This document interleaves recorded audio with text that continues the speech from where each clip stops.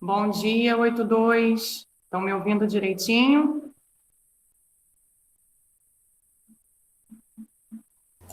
Sim, Ok. Então, vamos continuar nossa aula de ontem. Mais um pedacinho. Vamos ver se a gente consegue finalizar esse capítulo hoje, tá? Ontem, então, nós corrigimos um exercício e falamos um pouquinho sobre dois assuntos que estão em conjunto, né? Que é o sexo e a sexualidade. Aí eu comecei a falar um pouquinho sobre o processo de fecundação, mas aí já estava no finalzinho da aula, então a gente vai dar uma revisada nesse processo para dar continuidade na parte de hoje, tá bom? Então vocês peguem o módulo 3 na página 222.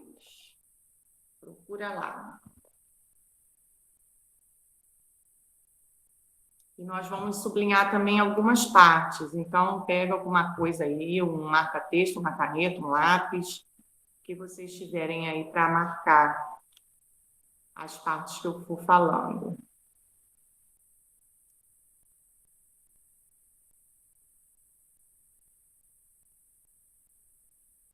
Bom, vamos lá então. Deixa eu só marcar a Gabriel aqui.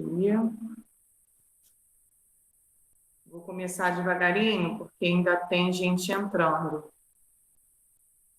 tá?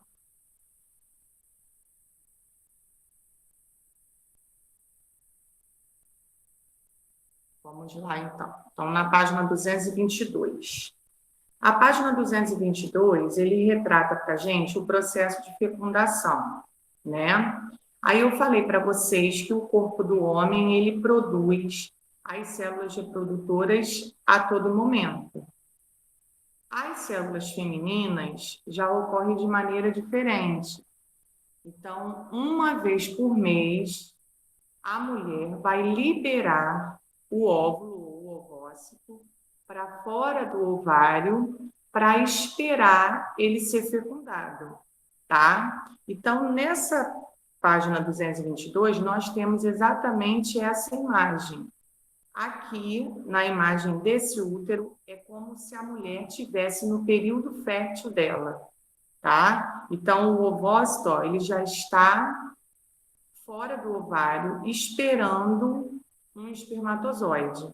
Aí tem várias linhazinhas branquinhas aí ao redor do ovócito. Todas essas linhazinhas são espermatozoides. Aí o que eles fizeram? Eles ampliaram a imagem, tanto do ovócito quanto do espermatozoide, para a gente visualizar um pouquinho melhor, já que são células muito pequenas, né? Bom dia, Lucas. A gente consegue visualizar melhor dessa forma aqui, tá? Só que a gente precisa marcar aí, nessa página, na 222, duas coisas importantes que nós já chegamos a comentar, que é a reprodução, o que é, né? E essa parte da fecundação. Então, lá em cima, no primeiro parágrafo, está escrito assim, ó. Já vimos que a reprodução é o processo que permite a formação de um novo indivíduo. Então, nós vamos marcar essa parte aí, ó, de reprodução até indivíduo. Reprodução é o processo que permite a formação de um novo indivíduo. Então, comentamos isso ontem, comentamos isso semana passada. Para que o ser humano continue existindo na Terra, há necessidade dele se reproduzir, tá? Como todos os outros seres vivos que a gente já estudou no ano passado. Para que continue existindo, para que a espécie não entre em extinção, precisa ter o processo de reprodução, tá? Que é o sistema que nós estamos estudando agora. Bom, outra parte importante, ó, na fecundação, esse parágrafo também todo, ó, vocês vão marcar. Os seres humanos se reproduzem sexuadamente, ou seja, por meio da união de gametas. Essa união é chamada de fecundação. Vamos marcar isso aí também. Então, nós temos o gameta, as mulheres têm o gameta feminino e os homens o gameta masculino. Quando essas duas células se unem, a gente tem a formação do zigoto. Do zigoto vai gerar o embrião, do embrião o feto e futuramente o bebê, tá? Quando ocorrer o nascimento, aí nós vamos chamar de bebê. Bom, então aí nessa figurinha ele está querendo representar exatamente esse processo de fecundação. Aí ele coloca para a gente, ó, debaixo da figura, duas perguntas, tá? Para a gente pensar. Não precisa escrever nada aí, não, só para a gente pensar. Podemos dizer que a reprodução humana envolve fecundação interna ou externa? A nossa reprodução acontece dentro do nosso corpo, a fecundação ela é interna ou ela é externa, ela é fora do corpo? O que vocês acham? Que é interna ou externa?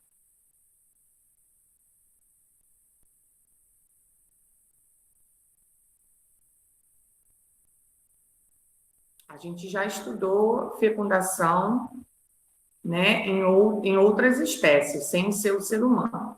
Quando a gente estudou ano passado os seres vivos, a gente viu que cada ser vivo ele tem um tipo de fecundação. Alguns fazem fecundação externa, que é fora do corpo, e alguns fazem fecundação interna, que é dentro do corpo. A célula reprodutora, elas se unem dentro do corpo. No nosso caso, no ser humano, o que vocês acham que é? Interna ou externa? Dentro ou fora do corpo?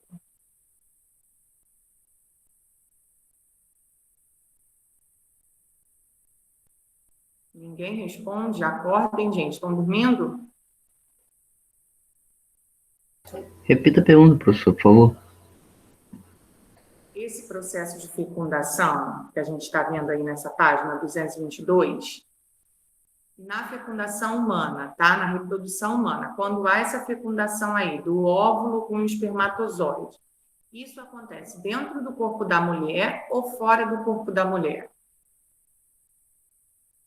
É dentro, professor? Dentro, né?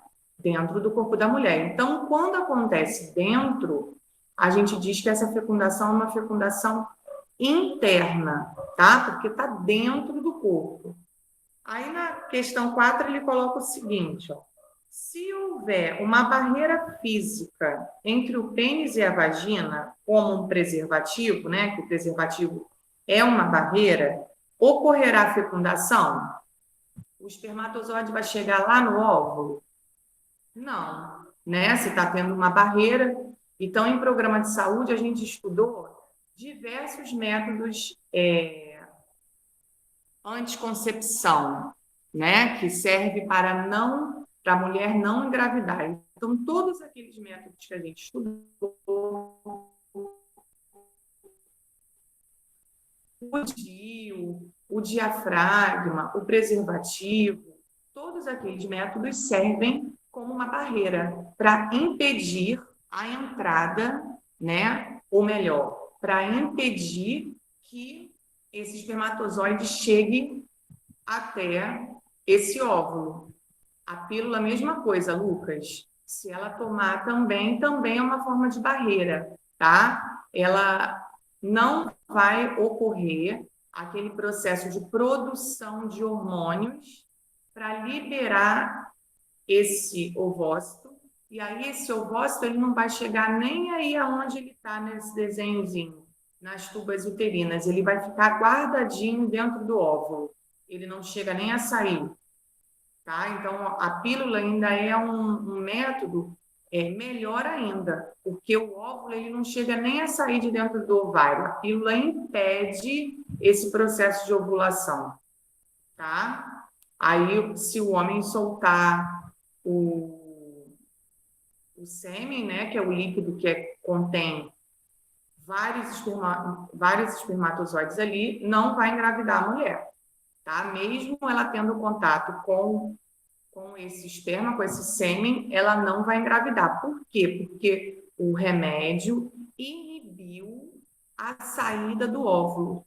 Ele não chega nem a sair de dentro do ovário. Aqui, essa mulher, nesse desenho, essa mulher, ela não toma nenhuma pílula. Por quê que eu sei que ela não toma? Porque o óvulo está aqui fora, ó. O ovócito conseguiu sair de dentro do ovário. Então, quando isso aqui acontece, é porque a mulher não toma remédio. Porque se ela tomar o remédio, a pílula, ele fica guardadinho aqui nessa parte branquinha. Ele não chega nem a sair. Tá?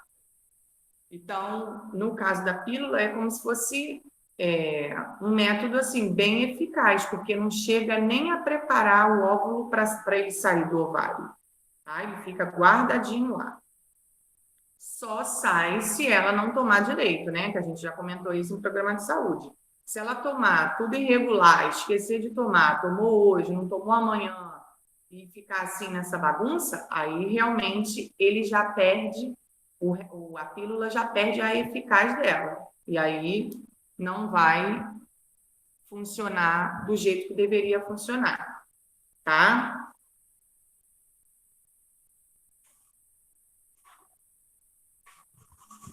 Bom, agora vamos na 223.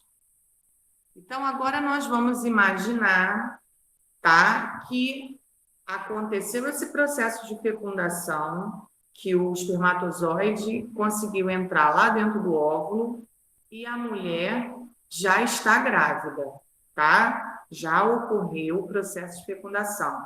Ou seja, já tem um zigoto se encaminhando pelas tubas uterinas dela.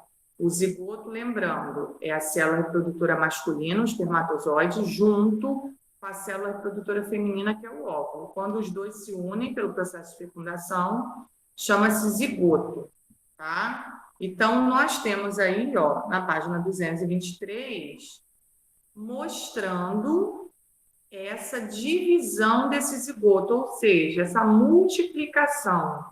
As células aí, elas estão, ó, iniciando uma multiplicação. Então, após 24 horas, de 24 a 30 horas depois desse processo que as células se uniram, elas já começam esse processo de divisão, tá? Então, o que eram duas coladinhas vão se espaçar, vão dividir, vão virar duas separadinhas, depois dessas duas vão virar quatro, de 4, 8, de 8, 16, 16, 32, 32, 64, e assim vai, tá? Igual tá mostrando aí nesse primeiro desenho, ó. Nessa fileirinha aqui, ó. Tá mostrando que está ocorrendo uma mudança, está aumentando, né? A quantidade de células vai aumentando. E aí embaixo mostra exatamente como que isso ocorre dentro do corpo da mulher, lá no útero. Então, a gente tem, ó, o primeiro desenho, o ovócito, que é o óvulo, depois o espermatozoide chegando, ó, essa figura aqui, espermatozoide chegando, depois aqui, ó, já tá, a terceira bolinha já tá o espermatozoide com o óvulo, então já é chamado de zigoto. Aí na quarta, na quinta, na sexta, na sétima, na oitava, na nona e na décima, tá aparecendo uma divisão aí celular, ou seja, essas células elas estão crescendo, estão aumentando de tamanho. Então eram duas, virou quatro, de quatro virou oito e assim vai, tá? Na última, ó, já é um processo de um embrião. Já saiu do estado de zigoto e já está se formando aí um embrião. Que está, ó, já lá dentro do útero. Essa última bolinha aqui, ela já está, ó, bem aqui no finalzinho. Coladinha na parede do útero. Tá? Aí lá na página 224, ó, a gente tem um desenho maior, né? Então, esse embrião, ó, ele continua se multiplicando aí e começa a crescer e já aparecer, já ter uma aparência de uma forma humana, ó. Se a gente olhar esse desenhozinho aqui, ele já tem uma forma humana. Ele só está pequenininho ainda, tá? Quanto tempo isso vai levar para a gente ter um bebê todo formado, tá? Qual é o tempo de gestação de uma pessoa?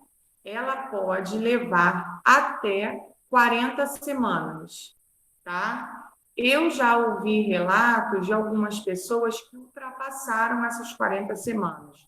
41, quando a pessoa quer ter parto normal, ela tem que esperar, né, dar algum sinal. Eu já ouvi relatos de pessoas que aguardaram até a 41ª semana ou a 42ª, ou seja, 41 ou 42 semanas, tá? Mas isso não é muito normal, não.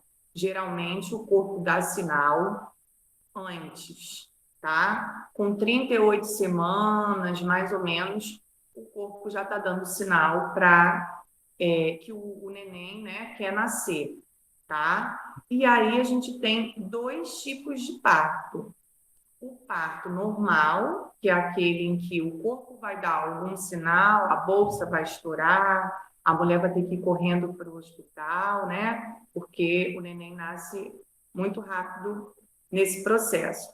Ou então o processo da cesariana, que aí há um corte abdominal, né? E aí o bebê, ele nasce através desse corte, dessa abertura, né, na região inferior do abdômen, tá? Nesse caso aí, não precisa ter um sinal. Hoje em dia as pessoas até marcam esse tipo de parto. Ah, vamos marcar para sexta-feira, vamos dizer assim. Aí a médica vai e faz a cesárea naquele dia, tá? Agora, tem algumas pessoas que querem ter o parto normal. Aí, para ter o parto normal, tem que esperar o sinal de alguma coisa acontecer no corpo. Geralmente, é quando a bolsa estoura, é o primeiro sinal. Então, um sangramento, tá? E aí o corpo ele vai avisar que está na hora. E geralmente isso acontece entre 38 a 40 semanas, mais ou menos. A partir da 36ª semana, o bebê ele já pode nascer e ele já não corre mais perigo. Ele já está todo formadinho, então não tem perigo dele nascer. Então, se também der algum sinal o corpo da mulher tiver algum sinal a partir da 36ª semana, não tem problema, tá? Ele pode nascer também normalmente.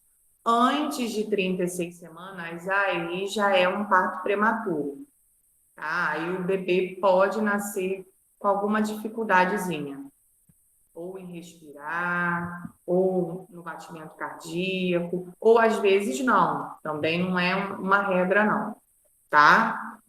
Bom, aí nós temos então, ó, algumas partes. Ele analisou esse embriãozinho lá dentro do corpo da mulher, né? E numerou, colocou alguns numerozinhos aí para a gente identificar algumas partes, tá? Então, o número 1, ó, tá mostrando aí o cordão umbilical. Todo bebê precisa dessa estrutura, tá? Vai ser ligado ó, o embrião à placenta, então essa parte rosinha aí é a placenta, essa parte de volta. Então, ele tem comunicação com a placenta, porque na placenta é que tem nutrientes. Aí, depois, no número 2, ó, a gente tem o córeo, que é tipo que uma estrutura que transporta gases. Então, o oxigênio que ele precisa respirar vai estar nessa partezinha clarinha aí de volta. O número 3, ó, é o saco vitelíneo. Então, o saco vitelino, ele é uma estrutura também que vai transferir esses nutrientes, também é muito importante. Depois tem esse rosinha, que é a placenta, E, por último, o número 5, que é o ânion, que é essa linhazinha vermelhinha aí. Tá? É tipo uma membranazinha protegendo aí esse saco vitelino. Certo? Bom, a partir da 9ª semana até a 8ª semana, ele é chamado de embrião. Ele está nesse estágio aí que está na figura na página 224. A partir da 9ª semana, aí ele já é chamado de feto. Então, ele vai ser chamado de feto da 9ª semana até o nascimento dele. Quando ele nascer, aí ele já vai ser chamado de bebê, tá? Bom, nessa página 224 e na 225, vão aparecer as mudanças que ocorrem com esse embrião e depois esse feto, tá? Então, ele colocou em letras. O primeiro estágio, ó, a letrinha A, é de embrião. Ele está lá dentro do útero, ainda se desenvolvendo. Então, ainda está em multiplicação essas células aí. A etapa B é essa que a gente estava falando. Já está lá o embriãozinho e já tem essas 5 estruturas protegendo esse embrião. Na etapa C, está na página 225, nós temos aí já o embrião, ó, com 12 semanas. Como que esse embrião com 12 semanas está? Olha só, olha o que ele já tem. Os olhos estão terminando de se formar, isso com 12 semanas. Os membros estão completamente formados, as unhas começam a se desenvolver e já é possível detectar o batimento cardíaco. Então, quando a mulher ela vai lá fazer a ultrassonografia, com 12 semanas, ela já consegue ouvir o batimento cardíaco do bebê. Tá? Antes não, porque antes ainda está muito pequenininho, ainda é um conjunto de células, né? Mas a partir de 12 semanas ela já consegue sim. Aí embaixo, ó, a gente tem a letra D, aí já está com 17 semanas, tá? Já está maiorzinho. Ó. No final do período embrionário ocorrem os primeiros movimentos do ser humano em desenvolvimento. No entanto, é somente a partir da 17ª semana que os movimentos feitos pelo feto, conhecidos como chute, podem ser percebidos pela mãe. Então, na 17ª semana, ela já começa a perceber a movimentação do feto. Antes, ela também não consegue perceber que ele está se mexendo, tá? Até porque é muito pequenininho ainda. Mas já com 17 semanas, ela já consegue, se ele chutar, se ele colocar a perninha para frente, ela já consegue, se ela colocar a mão, ela já consegue ver que tem alguma coisa ali se mexendo, tá? Que ele está tentando se acomodar ali dentro da barriga da mãe. Na letra E, ó, já está maiorzinho ainda, ó. Já está bem formadinho, essa parte aqui de cima. E a barriga da mulher também já está um pouquinho maior. Esse desenho está representando da 26ª à 29ª semana, tá? O que acontece aí, ó? O feto já tem a capacidade de respirar o ar atmosférico, caso haja um nascimento prematuro. Só que dentro da barriga, ele recebe esse oxigênio junto com a alimentação pelo cordão umbilical, tá? Mas se ele precisar nascer, nesse período aí, ele já consegue respirar aqui nesse ambiente sozinho, certo? Seu sistema nervoso já está amadurecido, o que contribui para os movimentos respiratórios. Além disso, ele é capaz de controlar a temperatura do corpo, tá? Porque nós conseguimos, né? Nós, seres humanos, conseguimos fazer isso, tá? Controlar a temperatura do corpo. E lembrando que essa temperatura é uma temperatura de mais ou menos 36 graus, tá? A nossa pele, o nosso corpo, ele tem uma temperatura de 36 graus Celsius. E a gente mantém essa temperatura. Aí na letra F, ó, já está aí com 30 semanas. Se vocês observarem esse desenho, ó, o bebezinho ele já está, ou melhor, o feto, né, que ainda é um feto, já está em posição ao contrária, de cabeça para baixo, prontinho para o nascimento, tá? Ele já está encaixadinho aí, ó. Entendeu? E aí, nessa semana, né, de 30 a 40 semanas, o que vai acontecer com esse feto? Ele já está todo formado, ele só vai ganhar peso, só vai faltar para ele ganhar peso. Se ele nascer agora, com 32 semanas, ele nasce bem pequenininho e bem magrinho, mas ele consegue sobreviver. Mas se ele esperar um pouquinho, né, porque ainda faltam aí de 8 a 10 semanas, ele nasce aquele bebê mais cheinho, mais gordinho, com 3 quilos e pouco, quase 4 quilos. Se ele nasce assim com 30 semanas, ele vai nascer com uns 2 quilos, 2.200, mais ou menos. Ele nasce bem pequenininho, bem magrinho, tá? Na página 226, vem falando sobre, aí no caso, né, aqui, depois de 30 semanas, já está pronto para nascer em qualquer momento, cada mulher vai ter o seu momento, em qualquer momento ele vai estar pronto para nascer e vir ao mundo e começar a agir sozinho, né? A respirar sozinho, a ter os batimentos cardíacos sozinho, tudo sozinho. Na página 226, eu não sei se foram vocês ou se foi a outra turma, mas acho que foi a outra turma, que comentou numa aula sobre os gêmeos, né?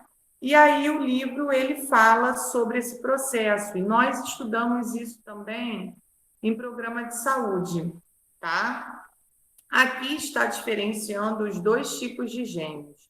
O que acontece para ocorrer esse processo de gêmeos, né?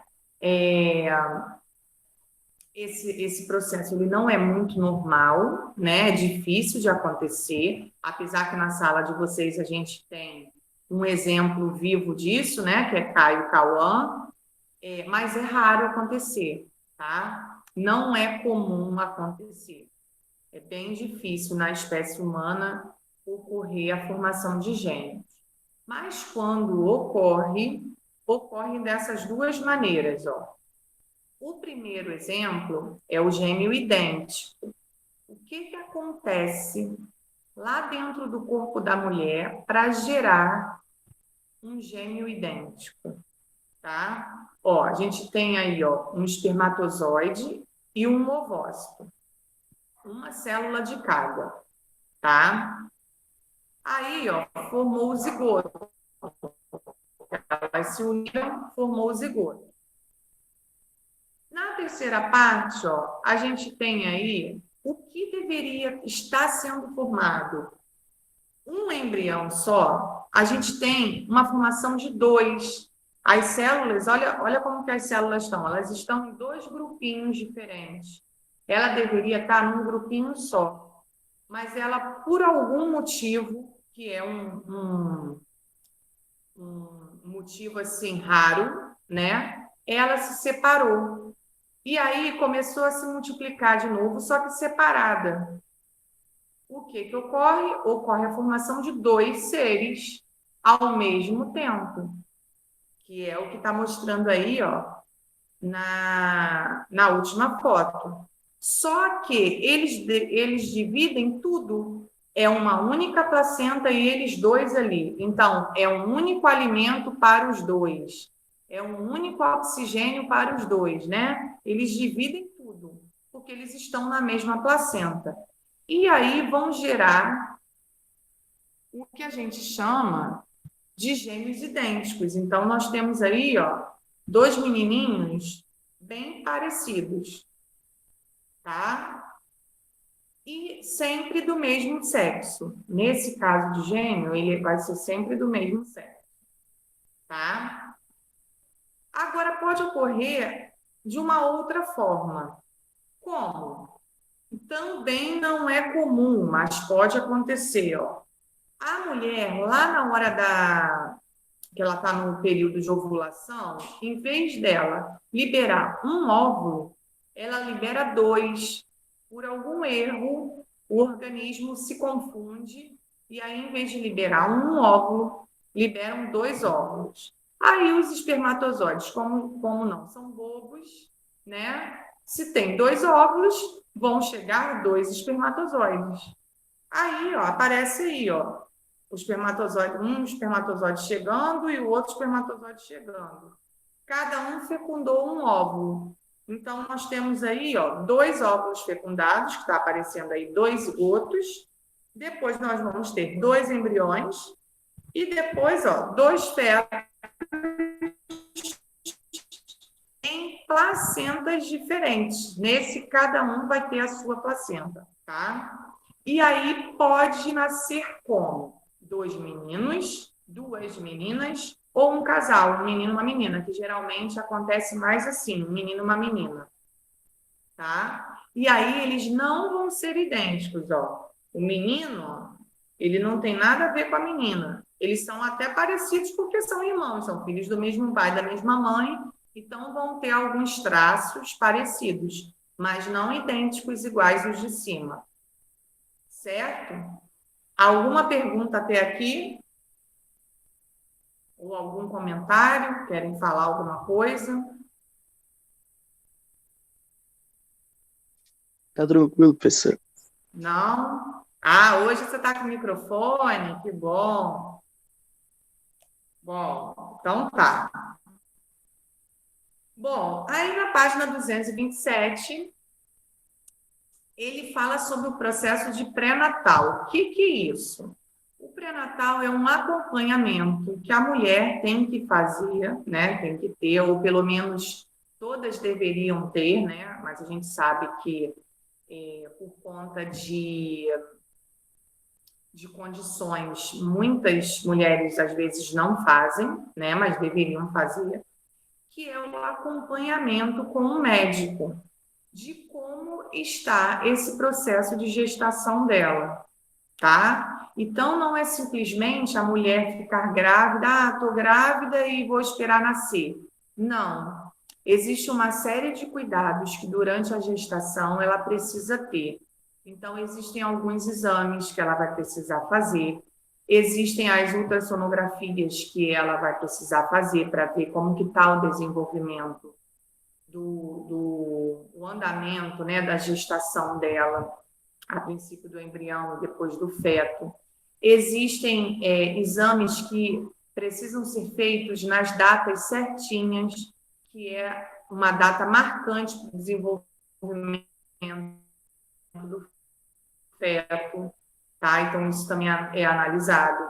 Existem algumas vitaminas que a mulher precisa tomar, porque essas vitaminas vão ser passadas para o feto também. Então, é muito importante para a formação dele, tá? Então, por isso que a gente precisa ter esse acompanhamento, tá? No início da gestação, pelo menos uma vez por mês. Quando vai finalizando esse processo de gestação, quando vai chegando mais próximo do parto, aí essas consultas elas ficam mais frequentes. Geralmente a gente vai toda semana, porque aí o médico precisa saber como que o feto está, se ele já está encaixado, se não está, se já está querendo nascer, se não está. E aí a única maneira que o médico tem de saber é examinando essa paciente, tá? Então, ela precisa desse acompanhamento. Então, ó, o primeiro exame que está mostrando aí é o exame de sangue, né? A mulher, ela faz uma série de exames de sangue para detectar se ela tem algum tipo de doença que possa passar para o embrião ou então depois o feto, tá? Então, ó, aqui a gente tem algumas, ó. Hepatite B, toxoplasmose, sífilis, são doenças que, se a mãe tiver, pode passar para o bebê. A AIDS, né? Se a mãe tiver e não souber, pode passar para o bebê. Então, é uma série de exames que ela vai fazendo ao longo da gestação para ver se está tudo ok, para não interferir depois na formação do bebê. Aí, assim, o segundo exame, ó, que está mostrando aí, é justamente esse de ultrassonografia, que aí vai ver direitinho toda a formação do bebê. Depois de algumas semanas, consegue descobrir o sexo, né? Se a pessoa quiser saber, vai descobrir o sexo. Detecta também se há alguma má formação nesse feto. Detecta também, se eu não me engano,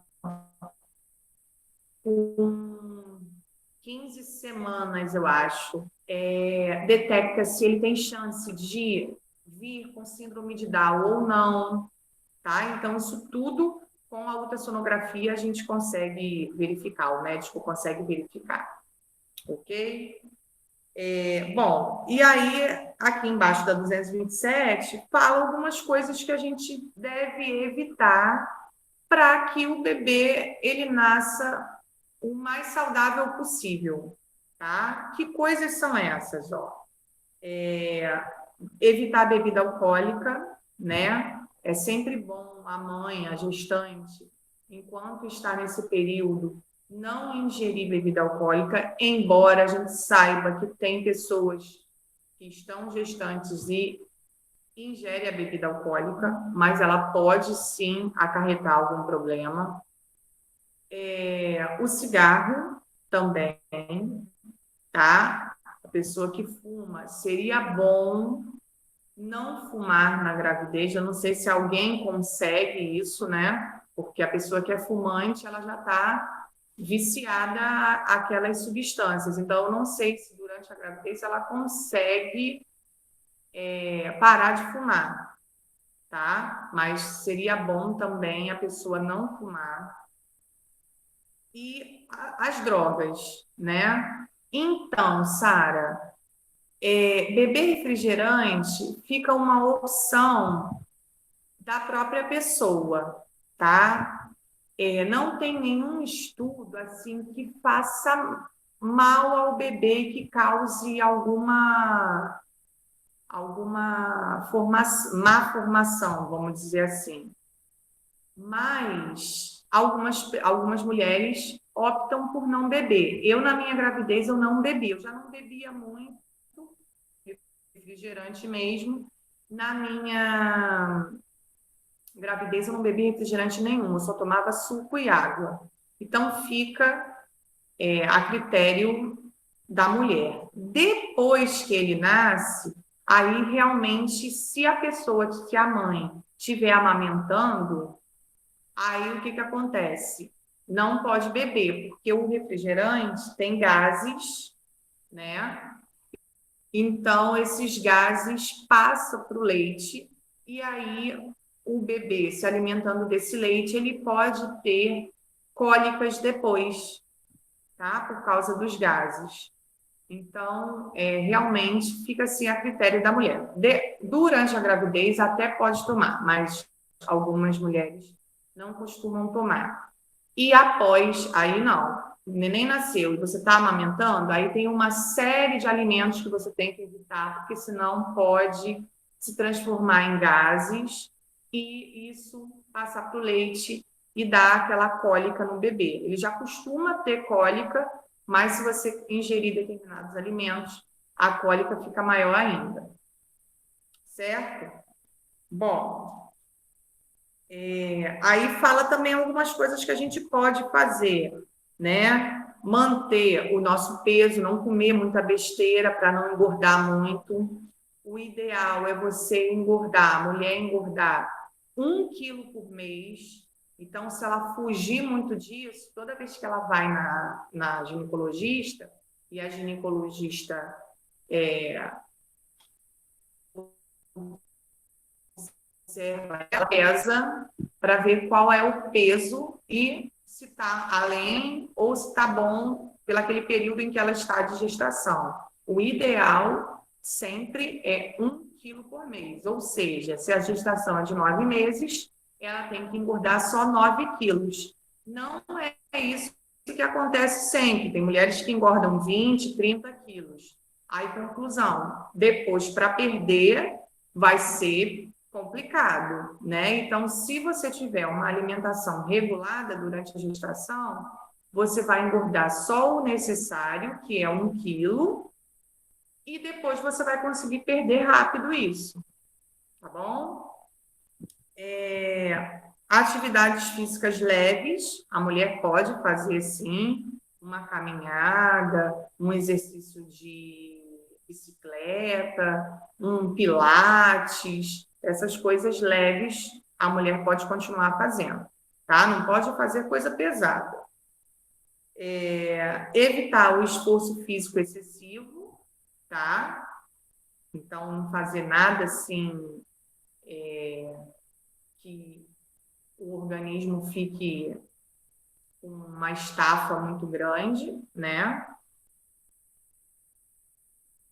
E tal o consumo de café e derivados, porque o café ele tem uma substância que é chamada de cafeína e acaba agitando muito o bebê, tá? Então, é bom também a gente evitar, quando está nesse período de gestação, ingerir muito café, certo?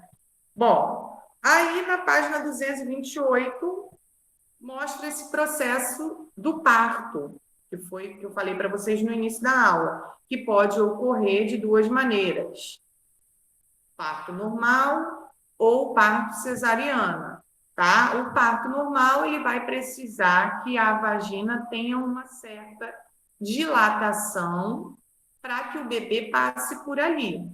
Então, o médico também vai verificar na hora, né, enquanto a mulher estiver no processo de trabalho de parto, se ela tem essa dilatação necessária ou não, tá? Ele sabe a dilatação certa. Se ela tiver uma dilatação legal, ele vai falar, ó, vamos tentar o parto normal? Aí a pessoa vai receber uma medicaçãozinha na veia para aumentar esse processo de dilatação, para ela ter um pouco mais de força, né? Para tentar esse estágio aí de parto normal. Caso não consiga, ele tem a segunda opção, que é o parto cesariana, aonde ele vai, ó, dar um corte, igual está mostrando aí na foto, ó, ele dá um corte na região inferior do abdômen, né? Um corte de mais ou menos eu acho que uns 10, 12 centímetros, mais ou menos. E aí o bebê é retirado por essa parte, tá? Depois que o bebê nasce, toda aquela composição que a gente viu no início, de placenta, de córeo, de saco vitelino, isso tudo é retirado de dentro da barriga da mulher também. Aí eles jogam fora, tá? Depois. No caso do parto normal, a mulher não leva ponto nem nada. Logo após o parto, ela já está super bem. Já consegue andar e tudo. Já no parto cesariano, aí ela leva alguns pontos, né? Porque cortou, então tem que fazer aquela incisão do abdômen novamente. Ela recebeu uma anestesia, então ela não vai conseguir sentir nada da cintura para baixo, então ela não consegue andar, tá? Ela vai conseguir andar só no dia seguinte. Esse efeito da anestesia fica bastante tempo no corpo, tá? Ela não vai sentir as pernas, da cintura para baixo não sente nada. Aí no dia seguinte é que ela já começa a sentir, aí já pode levantar, caminhar, tomar banho, só que tem que ter cuidado porque ela está com uma série de pontos. E esses pontos, eles são muito delicados. Aí se arrebentar, tem que costurar de novo, certo? Alguma pergunta até aqui? Vocês estão muito quietinhos hoje. Não? Tá tranquilo, professora. A matéria tá boa. Bom, então, para a gente finalizar esse capítulo, só falta a página 229, que fala sobre a amamentação, que a gente já comentou um pouquinho, né? Eu falei para vocês que toda mulher ela tem a capacidade de amamentar o seu filho.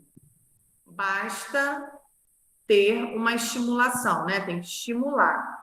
Então, nesse caso aí, ó, da página 229, o bebezinho é que está fazendo está estimulando essa glândula a produzir esse leite, tá? Os médicos pedem para que as mães, pelo menos, tentem amamentar os seus filhos até os 6 meses de idade, tá? Porque o leite materno, ele é um alimento em que tem uma série de substâncias ali que o próprio corpo da mulher produz e que passa através do leite para o bebê. Então, quando o bebê ele é amamentado durante 6 meses, dificilmente ele fica doente, porque ali no leite tem anticorpos para ele também, né? Tem uma gordura que a gente chama que é uma gordura natural, então por isso que ele fica assim, gordinho, igual tá esse aí, ó. Aí aqui o livro colocou ó, uma tabelinha da composição da parte do colostro, que é a primeira saída do leite, né, que é como se fosse uma gordura, as primeiras mamadas do bebê e depois do leite mesmo em si, tá? Quanto que de proteína eles têm, quanto que de lipídio eles têm, quanto de lactose eles têm. E isso tudo vai ajudar na formação desse bebezinho, tá? Então, o ideal é pelo menos até os 6 meses. Se a mulher tiver condição de amamentar até os 2 anos, não faz mal também, pelo contrário, só vai deixar a criança mais forte. Só que aí, nesse período, né, passando dos 6 meses até os 2 anos, a alimentação dele vai ter que ser complementada com outros alimentos, que aí ele já passa a comer uma comidinha, né? Já está com quase 2 anos, já pode comer outros alimentos também. Até os 6 meses, se a mãe quiser alimentar o seu bebê só com leite materno, pode também, tá? Até os 6 meses, sem problema. Aí depois você começa a intercalar, ou então você para nos 6 meses e passa a dar um outro tipo de alimentação. Papinha com frutinha, sopinha, né? E aí o bebê vai se adaptando e vai iniciando o processo de digestão, que foi o primeiro sistema que a gente estudou.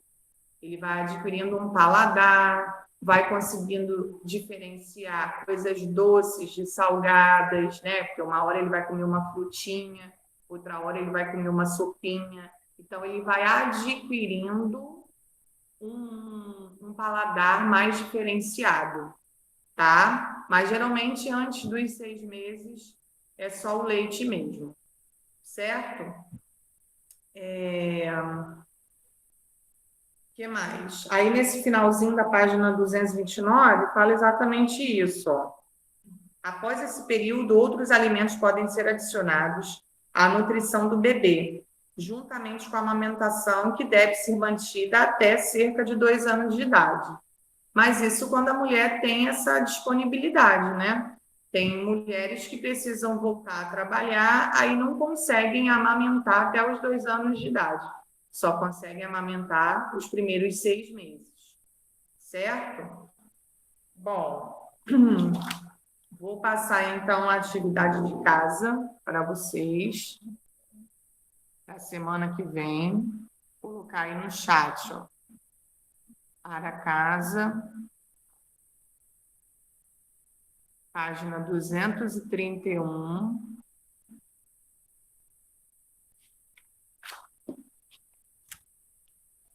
até 235. E outra coisa também, copiar no caderno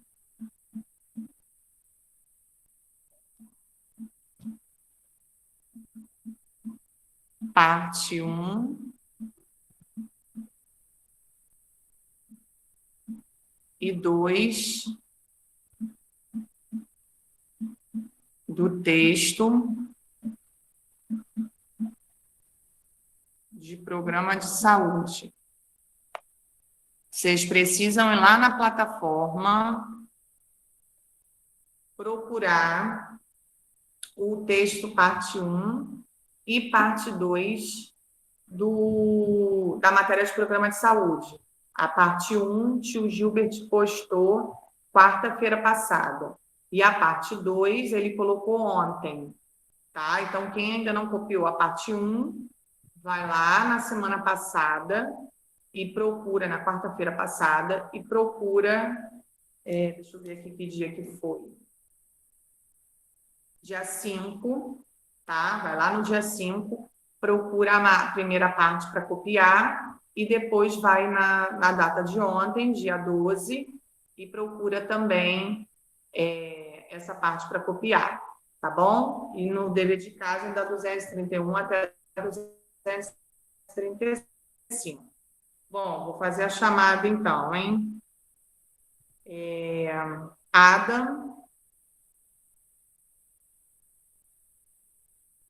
Ana Clara, Ana Luísa. Eu. Ok. Bruno. Caio. Cauã. A gente está aqui, professor. Ok. Fábio. Presente, professora. Ok. Gabriel Freion, eu já tinha marcado. Eu. Gabriel Oliveira também. Tá, eu já tinha marcado vocês. Gabriela.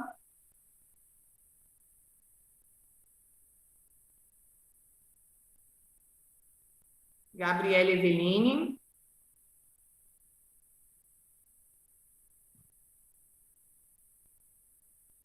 Gustavo. Presente. Ok. João, ok. João Pedro Portela, ok. João Pedro Goulart.